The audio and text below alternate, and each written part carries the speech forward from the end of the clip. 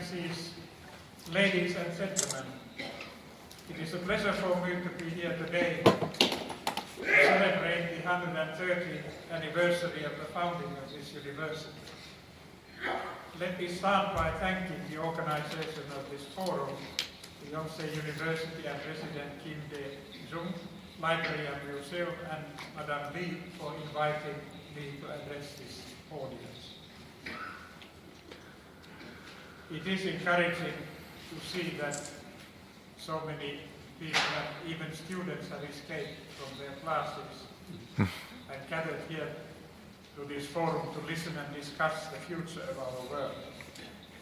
As we are here today to celebrate a prestigious academic institution devoted to the spirit of truth and freedom, I wish to highlight the importance of academic research in improving the quality and knowledge of conflict resolution and peacemaking, and the importance of developing new analyses and methodologies also in this field. I acknowledge that we have a number of distinguished speakers with us today, and I believe we are in for an interesting exchange of views. I have been asked to address the present state of world peace and to present my answer to the question why the world seems to become more unstable and conflict-driven. As I'm sure you agree, there is no easy answer to this question. In fact, while the world seems to be more tumultuous and economically and politically unstable, it has been claimed that we are in fact currently experiencing the most peaceful time in the human existence. Armed conflicts between states have become less common, and even civil wars have declined since early 2000, despite the devastating pace with which we are informed of new atrocities the world over. The nature of conflicts has changed. Even if most of today's armed conflicts are civil wars, the effects of these conflicts transcend national borders. Despite nationality, they mostly affect innocent civilians. The causes generating and sustaining violent conflict have also become increasingly multifaceted. There is a large number of fragile states with weak institutions and with a limited capacity to carry out basic state functions. There is a growing social inequality within states and globally between states and regions. There is an increasing capacity of criminal and terrorist networks and other non-state actors to utilize the instruments of globalization in order to undermine peace and security. The multilateral order under which the international community has operated for decades in trying to contain these threats has come under much criticism. Perhaps rightly so, as our responses have often not been sufficient in dealing with the growing challenges. The international order created 70 years ago, based on treaties and global institutions, seems to be losing its legitimacy with the part of the world population, as these institutions are neither seen as effective nor representative of the world today. However, I would strongly argue that the international normative order built up during the past decades is one worth defending and strengthening, even if there is a need for revision to match the challenges of today's world. In any scenario for the future of mankind, it provides a more hopeful alternative for solving conflict than that of retreating to complacency or neglect. Neither do I see much hope in accepting the lure of unilateralism or demands for rewriting the norms that we have fought so hard for. Praising the past failings or wrongdoings is one thing. Using these as just cause for breaking the jointly agreed rules is quite another. As the conflicts change, so must the actors and approaches with which we are trying to solve them. The last 30 years have significantly increased the use and recognition of mediation, both in domestic and international conflicts. In the past, peace mediation has mostly been practiced by state actors. However, the complexity of the international environment means that states can no longer facilitate the peace endeavors only by themselves. In addition to UN, a wide range of actors, international and regional organizations, non-governmental organizations, eminent individuals, as well as states, large and small, have become involved in preventing conflicts and ending wars through dialogue and mediation.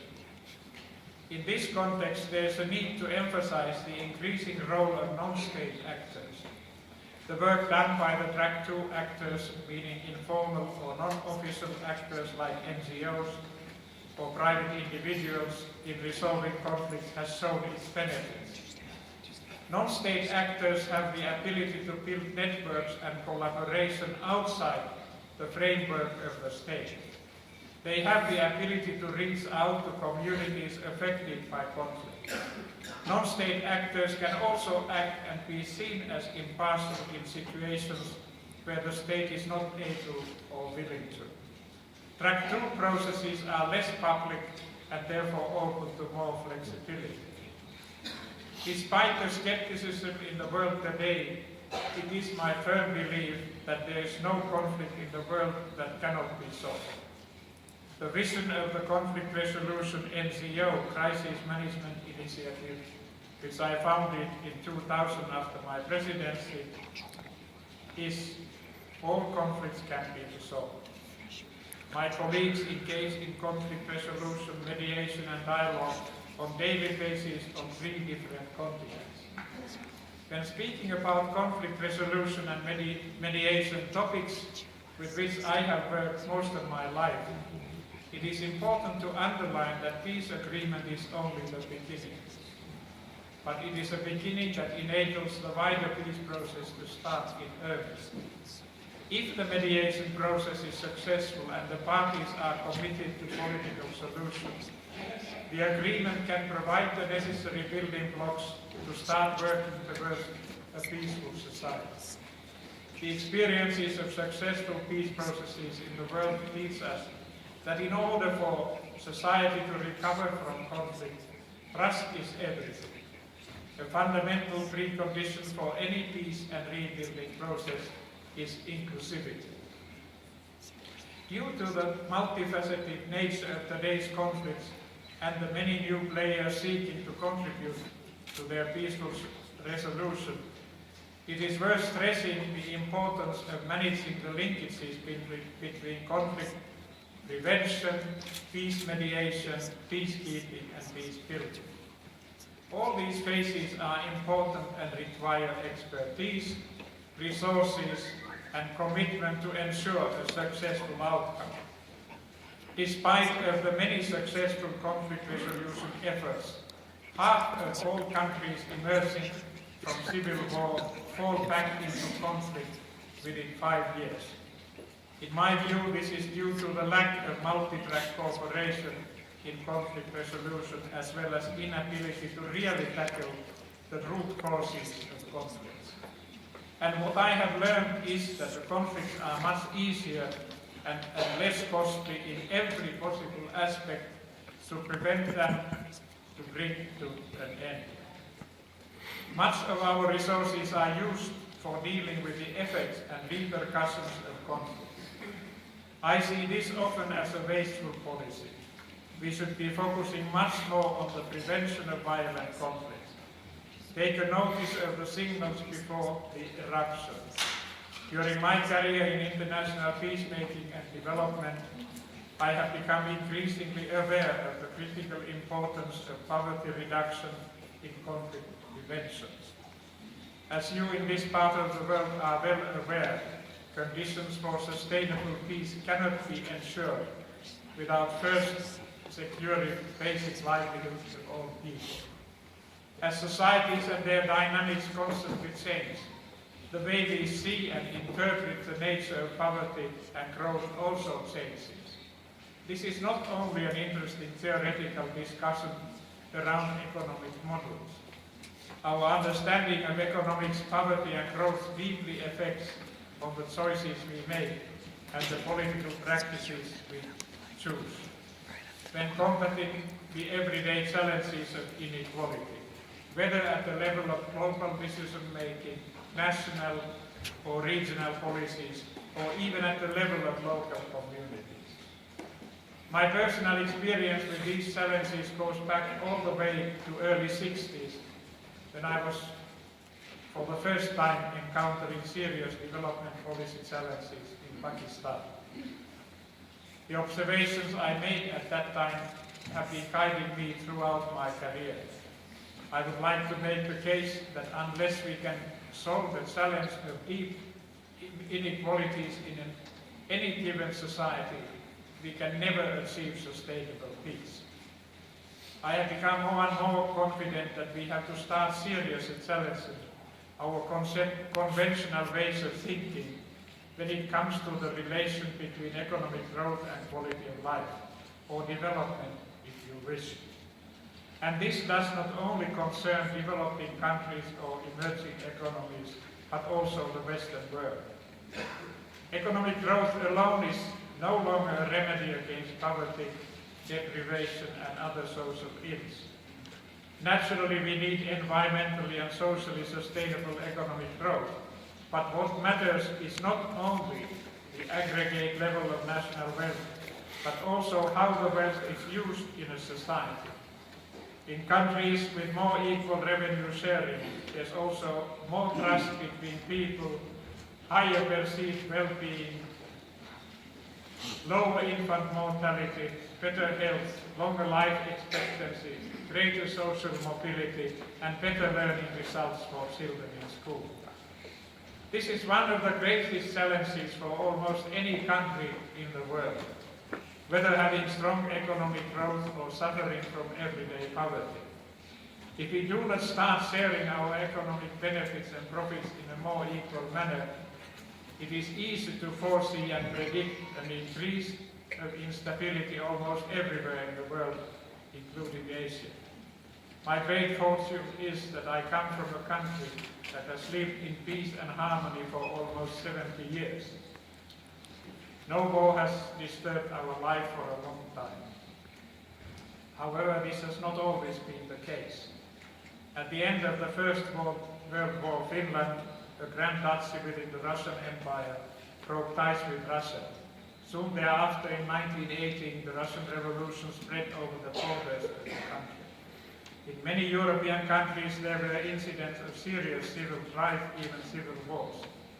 Our country was one of those where the controversies between the left and right, the whites and the reds, as they were identified then, led to a brief but bloody civil war, which took the lives of almost 37,000 people. Even though the civil war took place in the context of worldwide power struggle, that wasn't the only reason for this conflict. It also had very much to do with ordinary people's social and economic grievances in our society. After the Civil War, what was decisively important for the recovery of the country was a determination for reconciliation between the whites and the reds. Only some 10 years after the end of the Civil War, the Reds, the losing party in the war, was in government, properly elected and widely accepted. They too had modified their stand. They had abandoned their revolutionary ideas and accepted without reservation the principles of rule of law and democratic form of government. All this constituted the basis for a resumption of normalcy in life of the nation. Only some 20 years after the Civil War, Finland had attained a standard of living comparable to the most European countries. That was no small achievement for originally a poor agrarian country. The harmonious political life was a good foundation for basic economic reforms. Even the events of the Second World War, where we were entangled as the Soviet Union attacked my country and made me and 400,000 of my countrymen eternally displaced persons within Finland, thank God. It did not break the fabric, new fabric of our society. And after that war, steady progress has continued in economic and political terms. In Finland, as in other Nordic countries, peace is firmly grounded on the principle of fair society and an egalitarian social and economic model.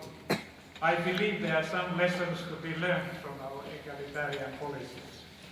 To put it in a nutshell, the basic idea of the Nordic model is to pursue universal welfare policies, which means that public programs, services and transfers are designed to serve everyone living in the country. Democratic principles and the rule of law are cornerstones of our everyday political decision-making. We believe in the basic tenets of fair society which treats everyone on an equal footing. A fair society with an individual responsibility to contribute to the building of the society. And at the same time, the society has responsibility to ensure that everyone, all girls and boys, despite background, get a high-quality daycare, education and healthcare services. If not, the whole society, including business, pays a high price. This society has relatively long roots already now, which cannot be said about many other Western societies. As the recent article in the recent, it's actually more than a year old by now, in Economist Post portrayed the situation. It said, in looking at the Nordic societies, if you want to experience the American dream, go to Sweden. From our perspective, the peaceful development in East Asia during the past decades can also be seen as a result of political consensus to ensure an unprecedented economic growth and commitment to reducing poverty. The results in education in this country are among the best in the world, even higher than ours in Finland, which is a commendable result achieved in a relatively short time. The topical challenges in both of our societies are to see how to limit the growth of income caps and ensure a healthier development in our population structure. In the Nordic countries, the benefits and support offered to families with children to ensure both parents can work while raising a family are extremely good and highly valued. But in the future, as our population ages, we are going to need more active steps in order to sustain our much valued social model. I firmly believe that if we are to create more stable societies in our world, equal access to opportunities is everything. Only by ensuring this can be built, societies where citizens accept and respect their public institutions. If access to opportunities is not properly ensured, the legitimacy base of politics will always be erupted.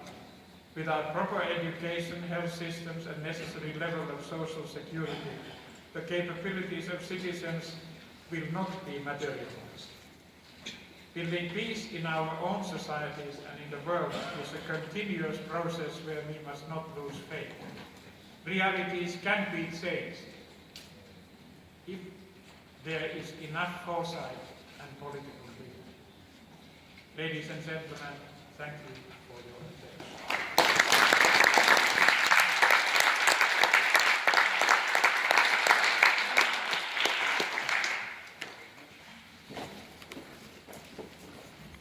Now, Ambassador Choi will make a commentary on President Ahtisaari's presentation.